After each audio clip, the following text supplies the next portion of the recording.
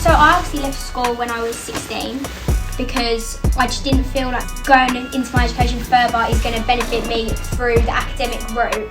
And I thought for what I'd like to do and the professions that I was looking into, I thought practical experience had more value. And so obviously I left school and knew about MiddletonMurray anyway because it's local to me and the sick-up centre's just up the road. So I looked into that, put my interest in there, and then obviously started the pre-employment programme that you guys do.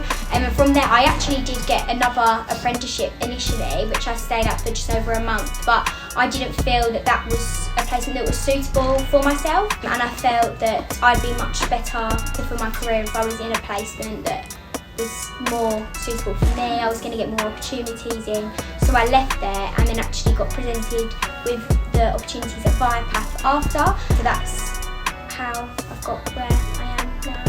I've learned all sorts of things really. I get the opportunity all the time to do different things that are not necessarily inside my job role, so I work with all sorts of different departments, and that obviously lets me learn how to use their systems and learn a bit more about, so for example like occupational health, I learn more about what goes into that and the process behind things. Obviously I would write a lot of emails, send a lot of communications out, so that's obviously developed my skills, because I find at school you don't obviously learn these things, and in MiddletonMurray they do teach you initially how to compose an email and things like that, but I think when you're actually learning it and doing it in real life examples you develop skills more, and I find that quite useful. Obviously a lot of the communications now are on email, so that is really useful.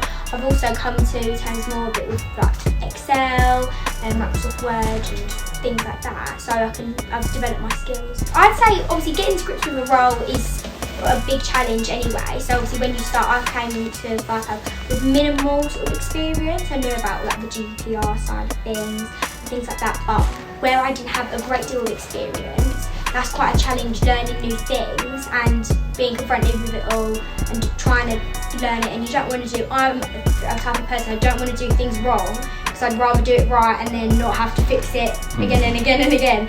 So that's obviously quite difficult to get to grips with things, a lot of note taking, a lot of things like that to make sure you know everything. And then I get more job specific problems, so I have problems with people's pay and dealing with queries, so that can be quite challenging at times, because obviously it's very customer service based.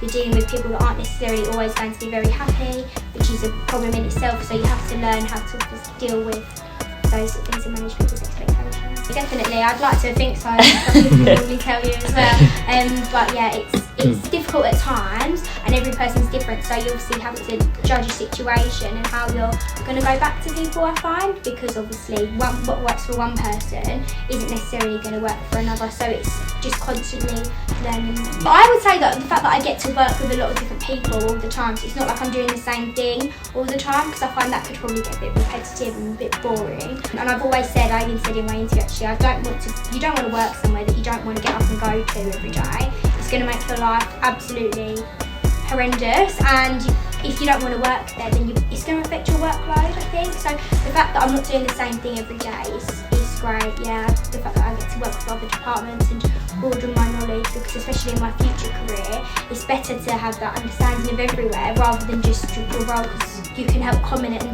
develop different things. I would say the reason I actually picked an apprenticeship is because obviously I didn't do my A-levels.